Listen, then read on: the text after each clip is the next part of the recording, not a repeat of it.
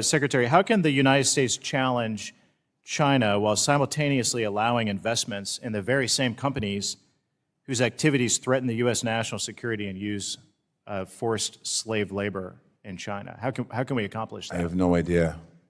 So you would agree that that's problematic? Again, I'm going to do some homework on this. We haven't received the letter. If I had the letter on March 21st, and had the information, I'd be unprepared for this question. Do you believe, Mr. Secretary, that it's in America's best interest to not finance our adversaries?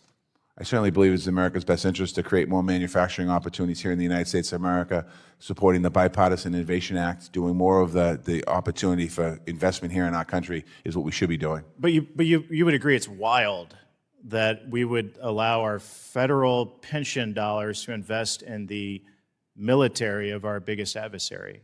Again, I'm not familiar with what you're talking about. But you would agree that that would be wild? I'm not going to speculate on a question. It's not speculation. It's happening. Well, I want to make sure it's accurate. Okay.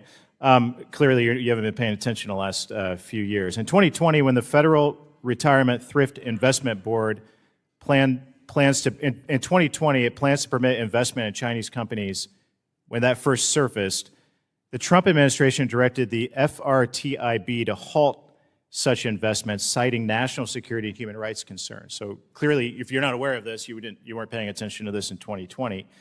But Mr. Secretary, I was the mayor of Boston in 2020. Yeah. Wasn't paying attention to a lot the administration was doing at the time. Hopefully you can catch up on this quickly, Mr. Secretary. This is important. Human rights abuses against Uyghur slaves in China is not a laughing matter. Yeah, I'm not laughing. I'm well aware of it. It appears that you're dismissing it, and I want you to pay attention to it. That's why I'm raising it.